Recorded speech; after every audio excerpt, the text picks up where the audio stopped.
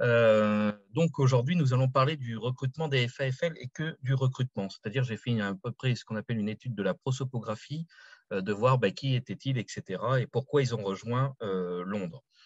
Londres ou les territoires appartenant à la France libre. Donc lorsque De Gaulle rejoint Londres en juin 40, il est urgent d'organiser une force capable de rivaliser avec l'Axe. L'organisation de l'aviation française libre est urgente, car il est clair que le sort de l'Angleterre tient à la capacité de la Royal Air Force à repousser les attaques de la Luftwaffe.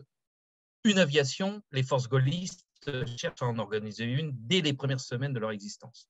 Encore fallait-il trouver des aviateurs.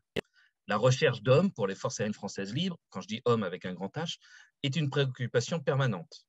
Nous allons voir comment les volontaires ont pu rejoindre les forces gaullistes, ce qui revient à essayer de savoir d'où venaient les hommes qui composaient les FAFL. Pardon. Alors. Mon plan sera donc le suivant, les ralliements et comment Vichy va réagir face à ces fuites. Et en dernier, on verra les forces et faiblesses du recrutement. Les ralliements. Nombreux aviateurs ont tenté de s'emparer d'un avion pour quitter la France, mais seul un petit nombre de tentatives ont abouti. Là, je parle que de ceux qui ont rejoint par la voie des airs. Pourquoi par la voie des airs? Pourquoi certains n'ont pas abouti? Tout simplement parce que tous les avions n'étaient pas en mesure de faire le voyage, faute d'une autonomie suffisante. Les appareils disponibles étaient dans des unités ou des parcs de stockage, peu désireux de les céder aux premiers venus, vous en doutez bien, et la vivacité avec laquelle les autorités ont réagi contre les vols d'avion, cela explique que la majorité des évasions aériennes aient été réalisées souvent par des cadres expérimentés. Ce qu'on constate, c'est que 163 personnes ont rejoint Londres ou les pays proches de la France libre, quand je dis pays proches, c'est-à-dire ceux qui étaient ralliés à la France libre, par la voie des airs. Et sur ces 163 personnels, on a 131 militaires et 32 civils. Sur les 131 militaires, on a à peu près 57% de sous-officiers, 31% d'officiers et 12% de militaires du rang. La majorité de ceux qui rejoignent, 33 d'entre eux, sont des sergents. Et au niveau des officiers, on est à 18 lieutenants, à peu près. Le plus haut grade sont 14 capitaines. Et il y aura en tout 2 commandants qui rejoindront Londres, dont le commandant de Marnier. L'exemple frappant, alors, ce que nous pouvons voir, là, vous avez le nombre d'évasions par année, donc 40 en 40, 12 en 41 et 6 en 42. Et à droite de la slide, vous avez le type d'appareil qu'ils ont utilisé pour rejoindre l'Angleterre. Donc, la majorité, c'est des Glyn Martin 167. C'est l'avion que vous avez en dessin en bas à droite de la slide. Et sinon, des Caudron Simoun, c'est-à-dire l'avion que vous avez en bas à gauche, qui est aussi très connu pour avoir fait la liaison Paris-Saigon, etc., qu'utilisait Antoine de Saint-Exupéry, pour ne citer que lui. Un exemple qui est frappant, ce qui m'a frappé, entre autres, c'est le Farman 222 Altair. Alors, je n'ai pas mis de dessin sur cet avion. Pourquoi il m'a frappé? Car le 20 juin, par exemple, le capitaine Goumin, il va emprunter cet avion, alors je dis emprunter exprès, un Farman 222, il va embarquer avec lui 18 sous-officiers en Angleterre. C'est une des plus grosses évasions. Ou encore, le 17 juin, où le capitaine Austin Saucer, avec un appareil britannique, décolle de Mérignac avec 10 aviateurs. La plupart du temps, c'est surtout des petits avions avec 1 ou 2 personnes maximum quand même. Ce qu'on constate, c'est que dès le 17 juin, on commence déjà à avoir des gens qui s'en vont, avec un pic le 28 juin.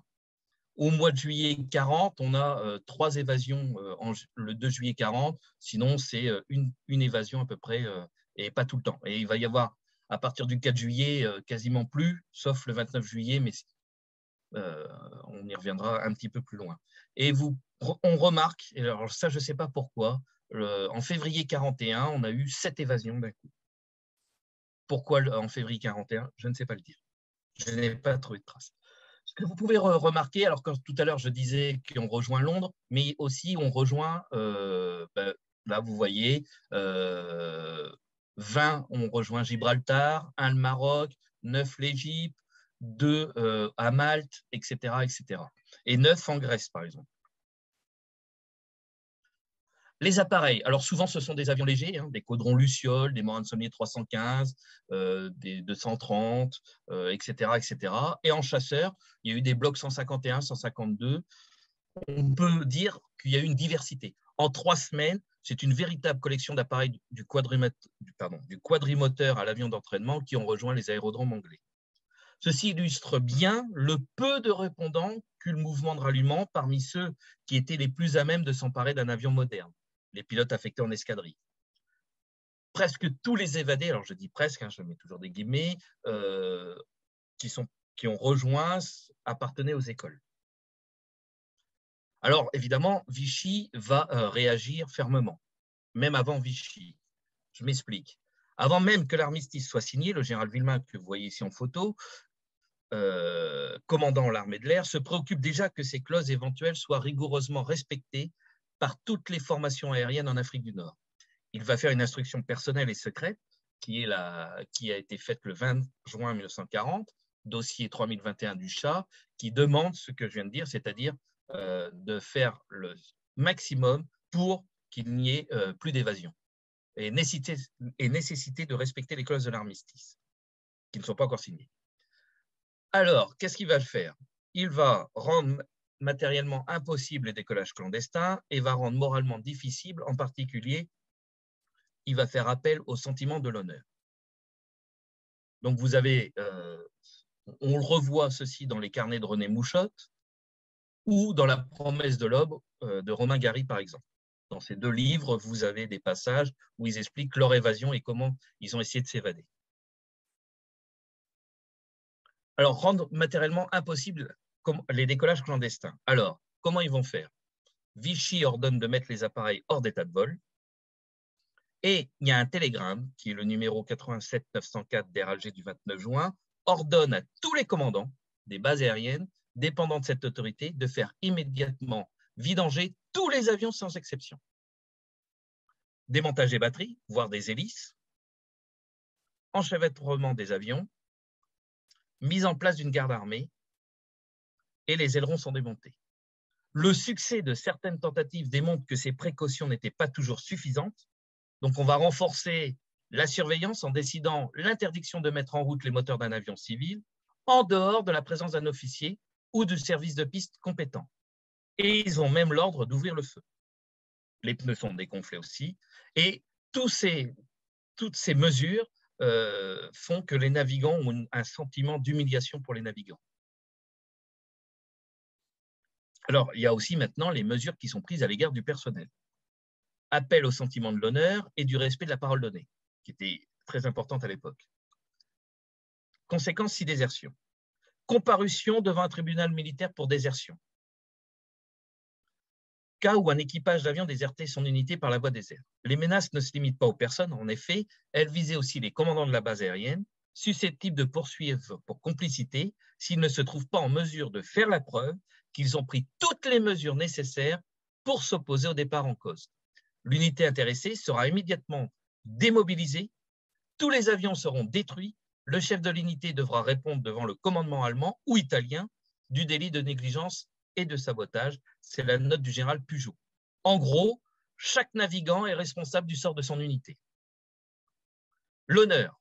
Le 20 juin, le général Villemain se disait sûr de pouvoir compter sur eux tous pour que l'honneur de la France, qu'ils ont si vaillamment défendu en mai et juin 40, ne soit pas terri par un manquement aux engagements qui pouvaient être pris.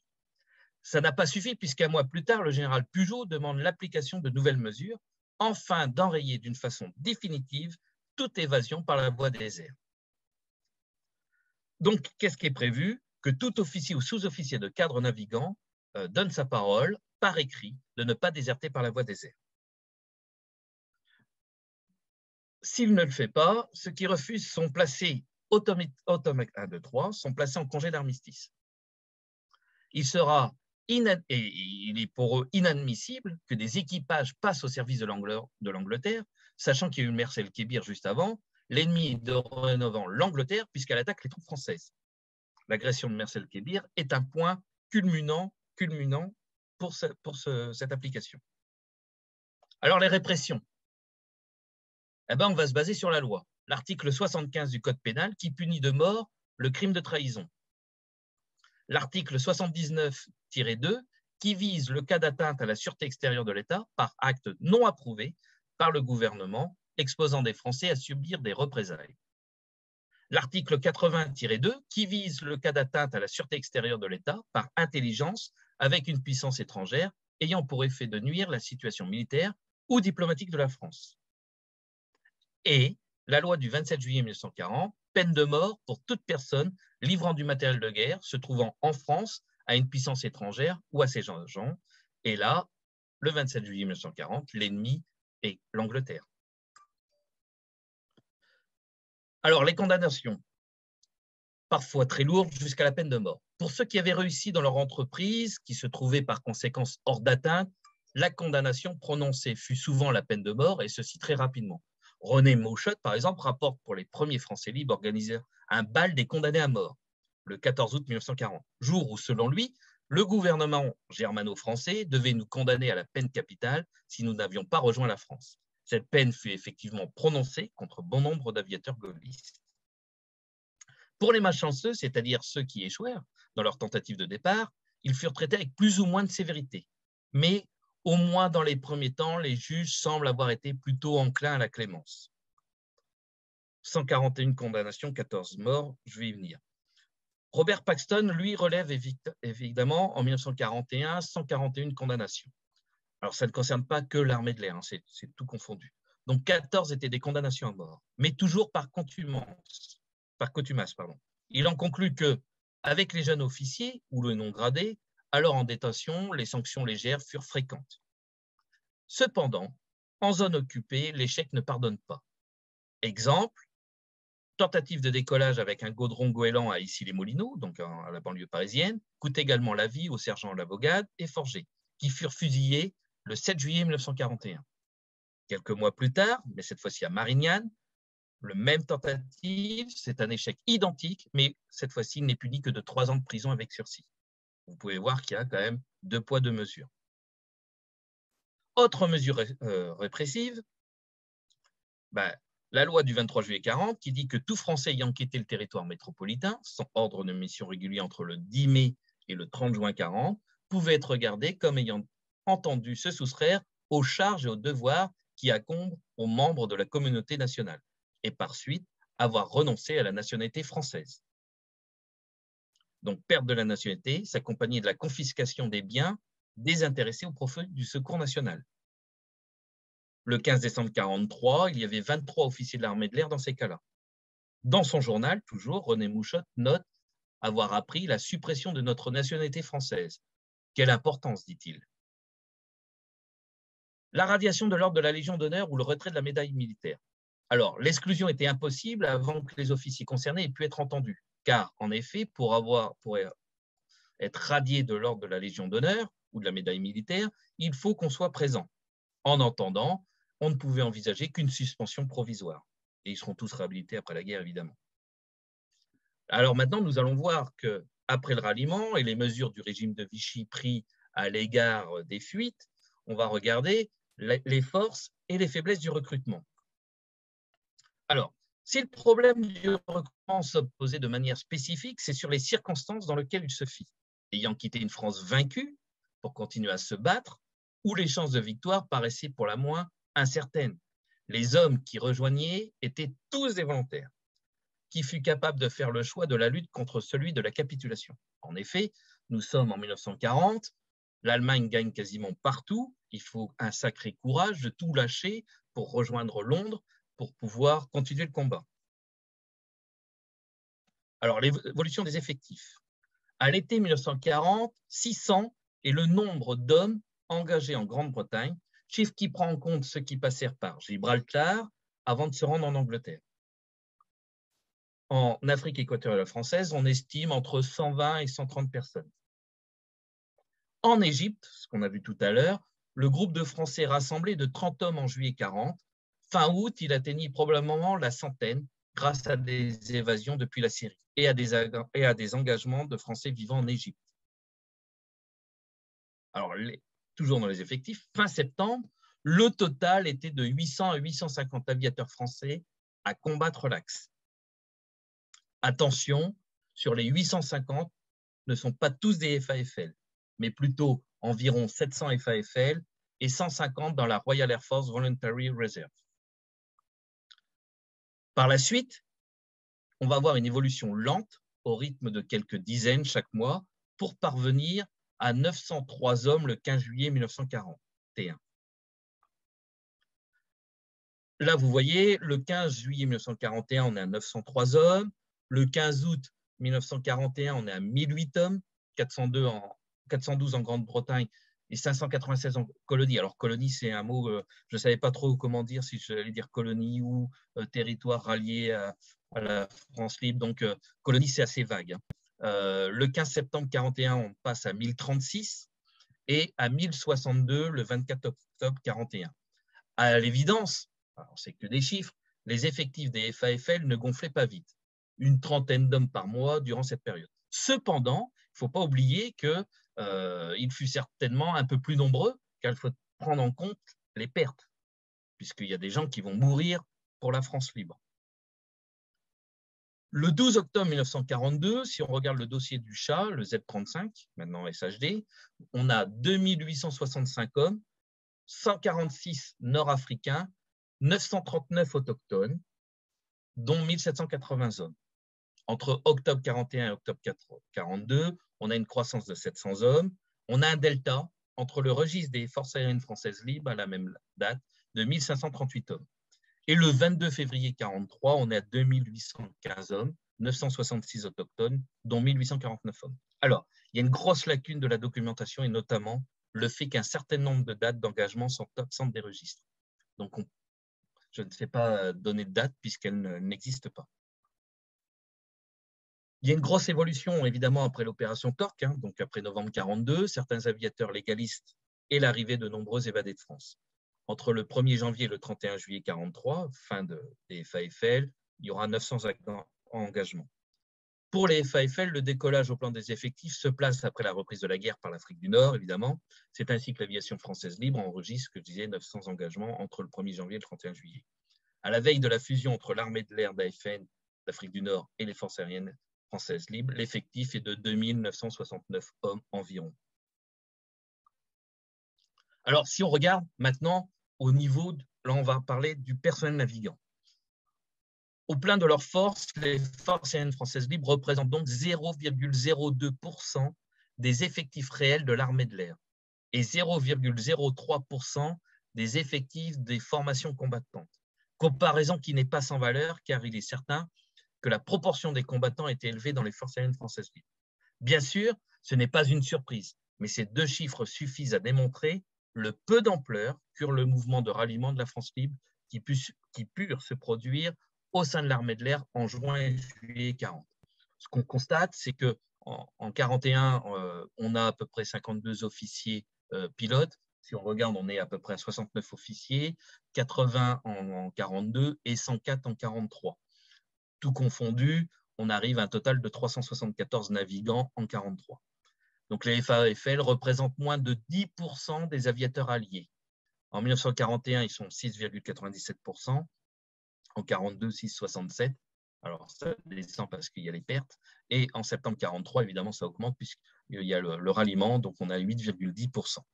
Donc entre 1941 et 1943, les Français qui rejoignent les Français libres furent moins nombreux que les Tchécoslovaques, puisqu'on est à 374 Français pour 2540 Polonais et 467 Tchécoslovaques. C'est juste une comparaison comme ça, ça n'a de ma part aucun jugement. Au niveau des évaluations des effectifs, toujours, donc là on parle du personnel non navigant, il est probable que tous les membres des FAFL, y compris ceux qui étaient considérés comme entraînés, ne furent décomptés dans les documents qui nous ont servi à établir ces tableaux. Car les Britanniques se contentèrent sans doute de recenser les hommes combattants au sein de la Royal Air Force, que ce soit à titre individuel ou dans des unités françaises intégrées au dispositif britannique. Ne sont pas pris en compte ici les unités stationnées au Levant ou en Afrique, voire en URSS pour le groupe Normandie. Les FAFL durent se débrouiller seuls, y compris pour assurer les services. Il est donc normal que le nombre de personnels non navigants est un peu plus élevé, au détriment des besoins des unités des forces aériennes françaises libres opérant en Grande-Bretagne qui pouvaient bénéficier du soutien des Britanniques. Là, vous avez 200 hommes pour l'Afrique, à peine 60 pour le groupe Normandie à ses débuts. Donc, la pénurie du personnel au sol était telle que lorsque le groupe Île-de-France, par exemple, fut constitué, il fallut faire appel à la marine pour fournir la plupart des mécaniciens. Le cas du personnel autochtone. Que savons-nous donc des volontaires libanais qui ont quitté leur pays pour assister dans le combat? Ça, vous pouvez le lire dans Ciel de sable de Claude Raoul Duval, la page 107. Pour info, le groupe Alsace, que je parlais tout à l'heure, fut mis sur pied au Liban durant l'été 41. Si vous regardez au niveau des effectifs, donc là, on est toujours à une estimation de l'aide qui fut donnée par les personnels indigènes recrutés dans les colonies ou les autres territoires contrôlés par la France libre est à peu près impossible. Pourquoi? Parce que ces hommes étant généralement ignorés des registres d'engagement que nous connaissons. Cependant, dans le dossier Z35 du SHD, le 12 octobre 42, c'est énorme puisqu'à cette date, il y a 2865 hommes, toutes origines confondues, servaient dans les FAFL. Le personnel indigène ou autochtone formait donc 39,3% des effectifs. Les Libanais et les Syriens comptent à eux seuls pour 34% des FAFL. Alors, ce qu'on constate, c'est que dans les registres, alors quand vous voyez 13 67 859, 13 c'est pour les officiers, 67 c'est pour les sous-officiers, 859 pour les militaires du rang. Et pour les Nord-Africains, on est à 0,1432. Et bizarrement, si vous regardez les registres du 22 février 43, on a bien pour les autochtones, 1363 890, mais on n'a rien pour les Nord-Africains. Pourtant, ils sont bien présents. Mais on ne sait pas. Donc, durant la campagne de Libye, en 42, les groupes Alsace et Lorraine, par exemple, eurent avec eux des fortes sections de garde composées de Libanais. Au Lorraine, par exemple, aussi, un autre détachement libanais était venu renforcer l'unité en aide, mécaniciens, armuriers, chauffeurs, etc. Les groupes réunis au Moyen-Orient et en Afrique, comment furent-ils recrutés? Je ne sais pas le dire. Il n'y a pas de traces dans les dossiers. Toujours dans le recrutement, alors l'amiral Musselier était d'un optimisme surprenant, puisque lorsqu'il écrit le 10 mars 41, que les effectifs actuels des forces aériennes françaises libres permettront, dans la limite où le problème du groupe personnel sera résolu, de mettre sur pied d'ici 3 ou 4 mois une dizaine de squadrons. C'est une note qui était adressée pour le général de Gaulle du 10 mars 41, dossier 4D56 du Charles Carton, je veux dire. Alors, c'est rigolo parce que 10 squadrons pour juillet 41, c'est beaucoup plus que l'aviation française libre fut capable de former jusqu'au 31 juillet 43. Après qu'il soit optimiste, c'est pas possible. Le 6 mai 42, faisant les comptes, un mois après l'entrée en opération du groupe Île-de-France, le général Valin constatait que l'unité ayant déjà eu 4 tués et 1 blessé, et les Anglais estimant à 1 pilote par jour et par escadrille le coût de la tactique du Swift, c'est-à-dire le coup de balai, c'est-à-dire d'assurer la supériorité aérienne, le général Valin dit « Nos réserves en pilote nous permettent à un tel rythme d'assurer le renouvellement pour 2 mois. Si des conditions nouvelles ne viennent pas modifier nos possibilités de recrutement, nous pouvons donc prévoir la disparition des forces aériennes françaises libres en Grande-Bretagne dans un délai maximum de 4 ou 5 mois. » En effet, si vous regardez les pertes, en tout, il y aura 155 pilotes. Alors, je suis allé jusqu'aux 7 premiers mois de 1944, ce qui est un peu un abus parce que ce n'est plus les FAFL. Mais si vous regardez, on a 11 tués en 1940, 39 en 1941, 49 en 1942 et 85 en 1943. Donc, ces pertes étaient difficiles à supporter car elles touchaient les personnels navigants entraînés, déjà bien rares dans les forces aériennes françaises libres. À un tel point que, par exemple, le groupe de bombardement Lorraine reçu 4 équipages britanniques le 30 avril 1944, il suffit de voir le livre de Jacques Soufflet, page 173 qui en parle, ou le groupe de chasse Alsace qui reçut 7 pilotes étrangers au début 1945, voir Le ciel et l'enfer de René Andrieux à la page 297. Alors, les aviateurs français qui se réunirent en Égypte en juillet 40, la récupération, il y a aussi un autre problème, c'est la récupération des hommes qui sont engagés dans la Royal Air Force, puisque vous avez des pilotes français, comme vous le savez tous, comme Klosterman, etc., qui rentrent dans la Royal Air Force. Et ça va être un problème pour les forces aériennes françaises libres qui veulent récupérer tous les Français sous leurs bottes. Donc, les aviateurs français qui se réunirent en Égypte en juillet 40 avaient dû, pour combattre plus vite, s'engager dans la Royal Air Force. Donc, ça va être un combat pour essayer de les récupérer. Le 4 mai 41, 43 hommes acceptent le passage aux forces aériennes françaises libres contre 10 qui le refusent. Le 25 juin, il y avait encore 16 Français en remaining in RAF. Maintenant, si on regarde la proportion, souvent on dit que les forces aériennes françaises libres étaient une aviation très jeune, etc. C'est vrai. Si vous regardez le camembert à votre gauche, vous avez 66,6% des engagés qui ont à l'été 40, qui ont entre 18 et 25 ans. Vous avez 22% qui a 22,5 pardon, qui a entre 25 et 30 ans. Et les gens de mon âge, c'est-à-dire plus de 40 ans, on est 3,84%. Si on regarde sur toute la période, c'est-à-dire de 1940 à 1943, on a une proportion de 18 à 25 ans qui est de 50%, de 25 à 30 ans qui est de 28,20% et les plus de 40 ans, 5,24%. Donc on peut en conclure qu'effectivement, les forces aériennes françaises libres étaient une aviation jeune. L'encadrement. Alors, ce qu'on dit, la qualité d'une troupe dépend pour une bonne part de la proportion des gradés qu'elle compte. Si on regarde, les FAFL, c'est 18% d'officiers, 34,82% de sous-officiers et 47,14% de militaires du rang. Le nombre de cadres dans les FAFL était très élevé. Donc là, vous voyez, sur le total est de 2865 hommes. Tout à l'heure, je parlais à peu près de 3000 hommes, mais il y a des noms où je n'ai pas retrouvé les grades. Donc, je ne peux pas les inventer, de savoir s'ils sont sous-officiers ou militaires du rang ou officiers.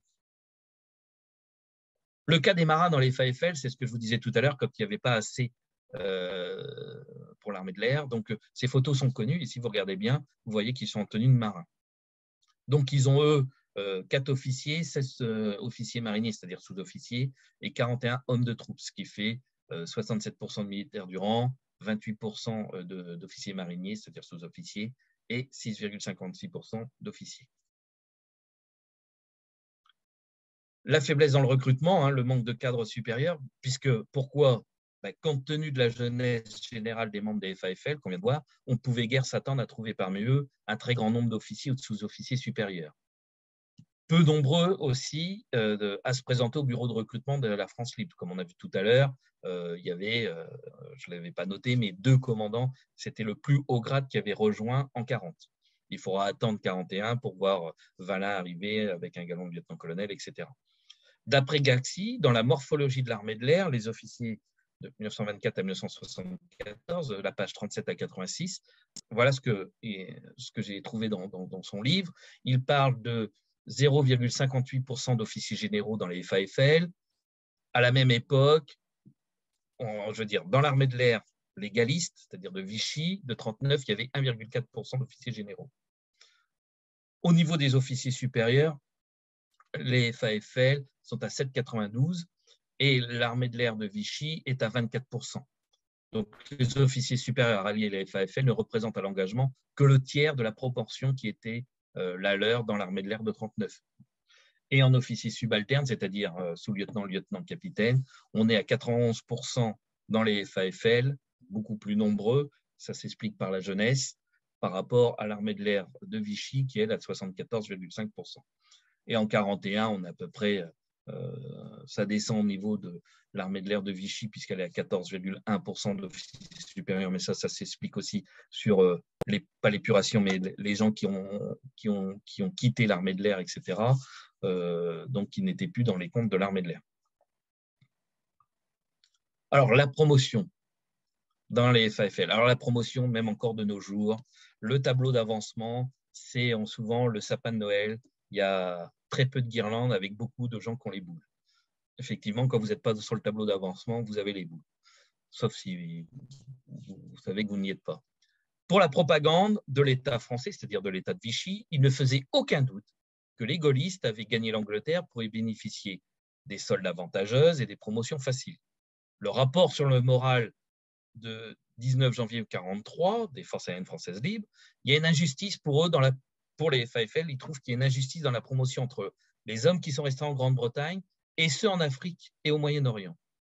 Cependant, si on regarde sur les 452 hommes engagés comme hommes de troupe, il n'y a que 118 à ne pas être officiers ou sous-officiers en 1945.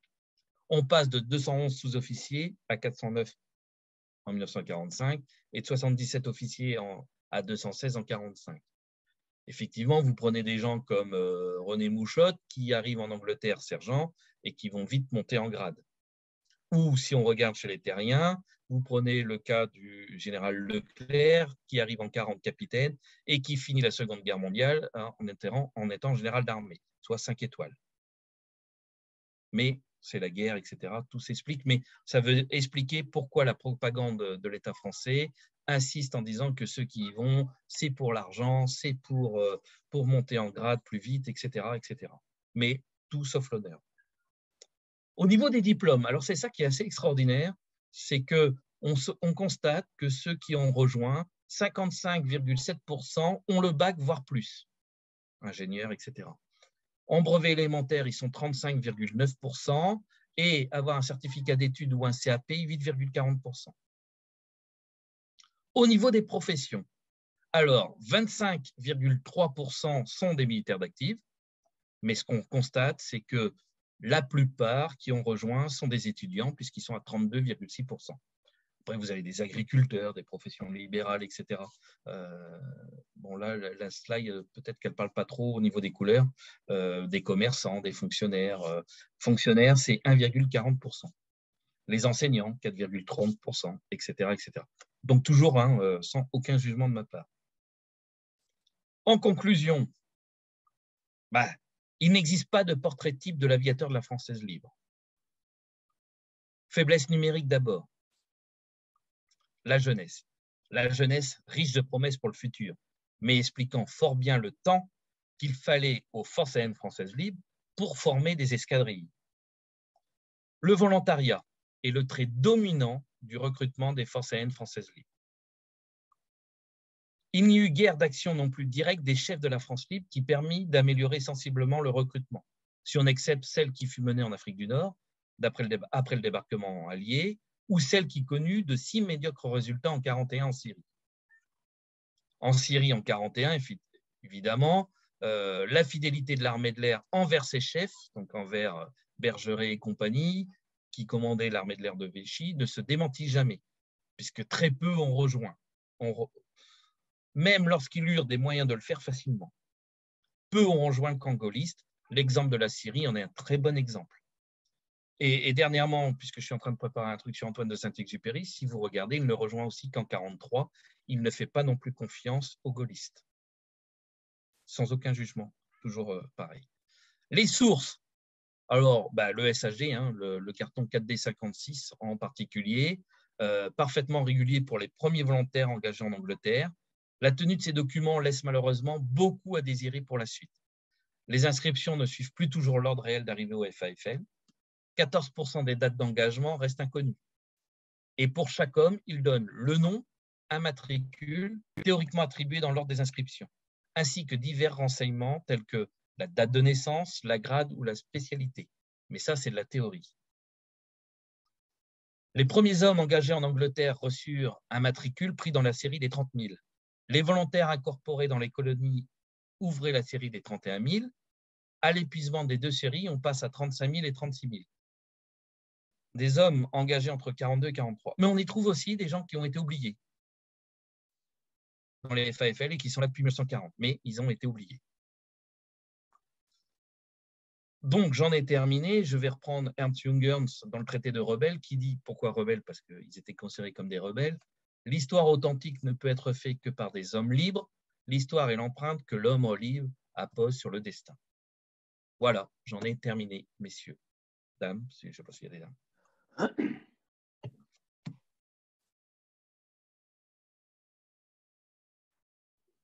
Je vérifie qu'il n'y a pas de dames, mais je ne crois pas qu'il y ait de dames ce soir. Tu nous as fait un sujet masculin. D'ailleurs, est-ce qu'il y avait des dames dans les FAFL? Bien sûr. Oui. Et d'accord. Et elles faisaient quoi, ces dames? Alors, il y a eu un peu de tout. Il y en a qui ont fait du convoyage, il y en a qui étaient dans des postes administratifs, beaucoup, surtout à l'époque. D'accord. Mais il n'y a pas eu de pilote, de toute façon, c'était pas l'époque, quoi. Dans le convoyage, j'en ai eu quelques-unes, mais… Maryse Bastier, elle était dans la France 8, si je ne m'abuse. Oui, bien sûr. Ouais, voilà. Mais pas, oui, pas comme pilote. Et comment elle s'appelle, qui a été au Panthéon depuis peu, là Simone non. Non. Simone Veil. Pardon. Simone Veil fait de l'avion, mais je ne pensais pas, non. Et Joséphine Baker aussi. Mais... C'est ce que je cherchais, Joséphine Baker. Joséphine Baker, excusez-moi, je cherchais son nom. Il y en a un peu partout. Hein. Il y en avait qui venaient du Chili. Il y en a une du Chili. Oui. Ouais, aussi. Qui est morte il n'y a pas très longtemps, d'ailleurs. Oui, tout à fait. Je ne sais pas son nom exactement, mais... On va retrouver ça dans le FADA. J'avais une question. Si je peux me permettre. J'en prie. Je ne sais pas si je pourrais répondre. Mais je ne sais pas. Tu parlais tout à l'heure du nombre de Polonais et de Tchèques qui avaient quitté la France, enfin leur pays, puis la France pour rejoindre l'Angleterre. Comment on explique qu'eux, ils aient été si nombreux et que les Français soient restés aussi timorés, si je puis dire? Déjà, il y a encore un gouvernement en France et une armée de l'air qui est présente, qui existe. Oui, tu as raison. C'est vrai que le gouvernement polonais était en Pologne. Exact. Donc, ça explique qu'il y a encore, parce que pour le militaire qui est légaliste, c'est parce qu'il suit la parole donnée, etc. Donc, qui sert la France de Vichy et qui ne se pose pas plus de questions que ça. Et donc, il ne voit pas quel est l'intérêt d'aller rejoindre un type que personne ne connaissait, ou en tout cas peu, qui est considéré comme un rebelle. Et que pour eux, de toute façon, l'Allemagne a gagné, et puis voilà, quoi. Et puis, le fait, la confiscation des biens, c'est-à-dire que si demain, vous partiez combattre, déjà, vous ne saviez pas si l'Angleterre allait gagner, vous saviez que si vous partiez, vous perdez la nationalité française, que votre famille risquait d'être déportée, que vous perdiez tous vos biens, et que si vous avez une femme et des enfants, comment allaient-ils se nourrir s'ils n'étaient pas déportés? Oui, non, mais en fait, c'est vrai que le gouvernement tchèque et le gouvernement polonais étaient en exil en Grande-Bretagne, donc c'était plus facile pour les militaires polonais et tchèques de rejoindre la Grande-Bretagne et rejoindre leur gouvernement de ce fait. Ouais, ok. C'est ça qui fait parce que Tout à fait. nous, on a quand même eu un gouvernement pendant 4 ans. 5 ans. Ouais, 4 ans. Moi, si je peux me permettre par rapport à... Je sais pas, vous me recevez bien là, oui? 5. Tout à fait. La situation des Tchèques et des Polonais, effectivement, comme ça vient d'être dit, il y a aussi le fait que beaucoup de pilotes tchèques et polonais avaient intégré l'armée de l'air. Et eux, la seule chose qui les intéressait, c'était continuer le combat, étant donné que leur État avait été complètement envahi, leur gouvernement, comme on disait juste avant, était parti à Londres, et qu'en fait, pour eux, c'était une continuité logique de quitter la France et de ne plus être au service de l'armée de l'air. C'est juste un petit commentaire. Non, je suis assez d'accord. C'est un bon éclairage. Petite question, est-ce que vous me recevez? Oui. Ça fait. Oui, je reste très surpris du fait que le général commandant l'armée de l'air donc ait donné des consignes aussi strictes alors même que les conditions de l'armistice n'étaient pas connues. Donc, il y avait déjà un esprit de renoncement terrible. Ouais, alors, tout à fait. Et c'est justement aussi le choc de la politique prise par Pétain et Weygand. C'est que ce sont d'authentiques défaitistes à qui Reynaud a remis le pouvoir dans l'idée qu'on allait continuer le combat depuis l'Afrique du Nord et qui justement prennent pas mal de gens de court, y compris d'ailleurs De Gaulle et les Anglais, finalement en capitulant assez vite. Mais pour ça, je vous conseille vraiment de lire une très récente bio de Gaulle par Julian Jackson. On voit vraiment bien la confusion et toutes les absurdités qu'il y a pu y avoir à cette époque, y compris à la fois autour de l'armistice de 40, mais aussi autour de la constitution de la France libre. Oui, pardon, Pierre Cotte, vas-y. Oui, et Pierre Cotte disait du général Villemain qu'il ne comprenait pas trop la situation déjà entre mai et juin 40. Donc, ouais. Voilà. Euh, Et puis, il voulait peut-être préserver l'armée de l'air. C'est ce que va vouloir après Bergeret, après le diktat du 25 juin, d'essayer de garder l'armée de l'air. Et c'est à cause ou grâce, je ne sais pas comment on pourrait le dire, Mersel Kébir, la réaction de l'armée de l'air fait que celle-ci n'est pas démantelée.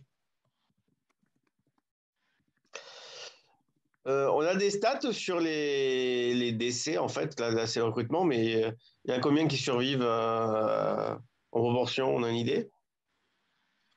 Je peux faire les stats, mais je ne l'ai pas fait en général. Mais, parce que comme il y a des trous sur certains recrutements, etc., c'est un peu compliqué de savoir. Mais Parce qu'à un moment donné, tu dis que c'était qu'on a une meilleure promotion, je crois, en restant en Angleterre plutôt que partir dans les colonies, c'est ça, hein, c'est ça que tu as dit? oui, oui, oui. Est-ce que c'est plus dangereux les colonies? Est-ce que c'est... Bah, disons que il faudrait regarder les unités en particulier qui se sont battues en Angleterre. Et c'est su- c'est clair que 41-42 en Angleterre, c'est quand même très, très dur, quoi, hein, parce qu'il y a la Luftwaffe en face, en 43 aussi. Mais ça sera. Alors, si on revient sur 43 et 44, là, on va parler que les Anglais et les Américains n'ont pas trop confiance à cette nouvelle armée de l'air. Donc, ils ne vont pas leur donner trop de missions de chasse, etc. Alors, pourquoi pas confiance? Parce que ils ne se sont pas entraînés depuis longtemps et que la Luftwaffe, c'est quand même des pilotes un peu plus expérimentés. Donc, ils ne veulent pas perdre des aviateurs n'importe comment. Donc, on va leur donner moins de missions de combat aérien. Mais en 44, il va y avoir plus de strafing, etc., hein, dans la poche de la libération de Colmar, la libération de l'Alsace et la conquête Et là, ça va être plus la FLAC qui va faire des dégâts. Et te dire exactement le nombre, il faudrait que je regarde en détail, mais là, je ne l'ai pas. Mais on a quand même 219 tués quand même au 31 juillet 44. Alors, par rapport à la proportion, ça fait à peu près 10%, hein, puisqu'on, je t'ai dit tout à l'heure, on était 2000 et quelques. Et les chances de survie, comme disait Klosterman, hein, plus de chances de survie, plus tu fais une mission de guerre, quoi. J'ai lu Le Grand Cirque récemment. Ouais, c'est un peu ça qu'il disait effectivement Klosterman. Il faut savoir s'arrêter à temps, quoi. Oui, parce Oui. que la Royal Air Force et puis même les FAF, alors les FAF, je ne sais pas comment ils faisaient, mais la Royal Air Force donnait tant de missions de combat et après ils terminaient leur tour que la Luftwaffe, ce n'est pas le cas. La Luftwaffe, Oui, elle commence, certains ont commencé dès la guerre d'Espagne et ils s'arrêteront à la fin de la guerre, oui, pour ceux qui survivront. oui.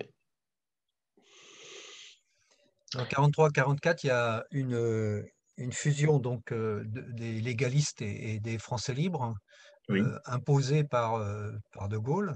Et bon, ça a laissé des traces assez méchantes, hein, d'après ce que j'ai pu lire. Mais il y a un exemple quand même intéressant, c'est celui de Normandie-Niemen, où là aussi, il y a une proportion des deux, hein. Alors là, c'est pareil, les stats, j'en ai pas, mais il y a des gens qui ont été d'abord combattre en Angleterre et qui après veulent combattre sur le front de l'Est, et donc des FAFL, et d'autres qui sont des légalistes qui, bon, entendent participer aux opérations, mais depuis le front de l'Est également. Et donc là, on a un premier élément de mixité, et ça se passe pas toujours bien, même chez eux, hein. Le général Bousca, qui est le chef d'état-major à la fusion, fait une note de service en interdisant de parler politique pendant les heures de repas pour justement éviter les bagarres entre ce qu'ils appelaient les mieux votards que jamais et les FAFL. Et il va faire des jeux de mutation, c'est-à-dire qu'il va muter des gens d'Afrique du Nord en Angleterre et des gens qui étaient en Angleterre en Afrique du Nord pour faire un peu de mixité entre tout ça, quoi. Il y avait le Mais même à combat la fin de des... la guerre, et à la fin de la guerre, ce qui est quand même assez surprenant, même après, ceux qui avaient été légalistes reprennent les postes qu'ils avaient dans l'armée de l'air, le renouveau de cette armée de l'air, et ceux qui étaient gaullistes, donc engagés que pour que la durée de la guerre, on disait d'eux que c'était des mercenaires et qu'ils pouvaient retourner dans le civil, qu'on n'avait plus besoin d'eux, quoi.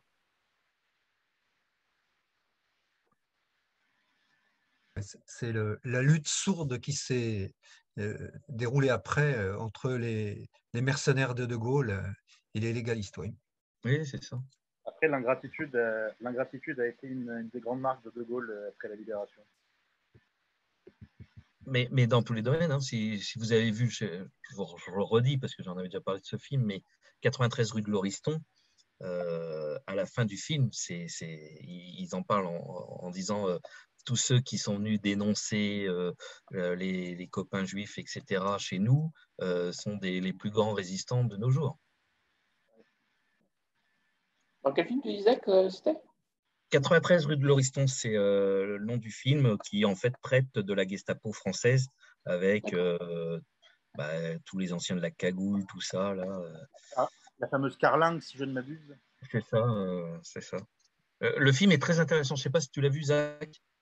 Non, mais tu m'as donné. Non, mais je cherchais un film à voir ce soir et tu viens de me donner une idée. Je crois que tu le trouves sur YouTube en plus. Il faut vérifier, mais. Eh ben, tu me diras ce que tu en penses quand tu l'auras vu. Lauriston. Il est sorti en 2004. Ouais. Je crois que je l'ai. Sur YouTube, je ne l'ai pas, moi. Moi, j'ai un truc qui s'appelle Le temps de la désobéissance. Si, je l'ai, 93 rue Lauriston, 2004, full movie. Ouais, oui. mais je ne sais pas s'il est en entier. Mais après, bon, il faut essayer de le trouver, mais il est vraiment bien fait. D'accord. Quoi, c'est un téléfilm de notre cher service public? Oui, mais pour une fois, il est pas mal, quoi. Parce que justement, il montre certains qui vont s'enrichir pendant la guerre, hein, qui étaient des gros truands, etc. Il y a des comme en vrai, hein, qui vont aller tuer à droite à gauche ou qui vont s'enrichir et puis un peu comme la cuisine au bombeur, là, au petit beurre, au bombeur. Tu vois, un peu le même style, quoi. Ouais. Sauf que là, il parle de. Et il y a un petit clin d'œil à Maurice Chevalier, puisqu'ils disent celui qui chantait et tout ça font des bons Français, dénoncer les petits copains, et puis là, il est un des plus grands résistants.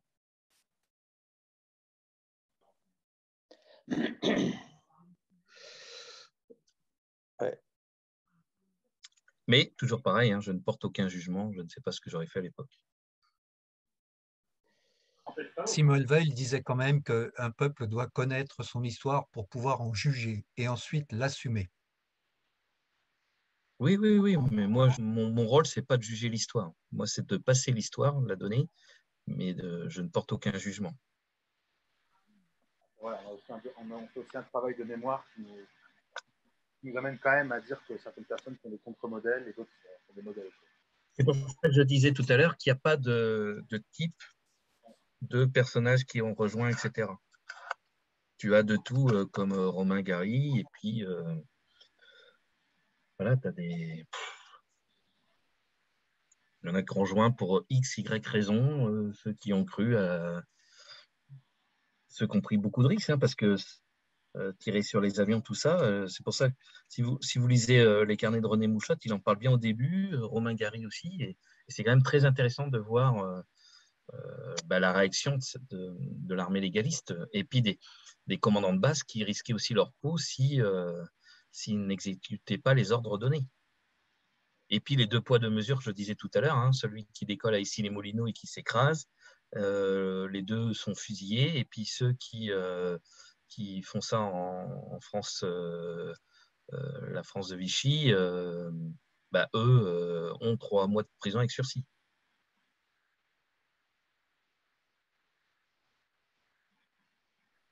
Donc là, j'ai parlé surtout de ceux qui ont rejoint par la voie des airs, hein, parce qu'il y a ceux qui ont pris des bateaux, etc. Ça serait un peu long à tout parler. Storman, il est par là, il est arrivé directement des États-Unis, il me semble bien. Oui, tout à fait. Non, mais il y en a qui ont pris des bateaux, Mesmer, par exemple. Mesmer avec Simon, ils arrivent par bateau en Angleterre, passant par l'Afrique, etc. Leclerc est en bateau aussi, en partant de Bordeaux, je crois.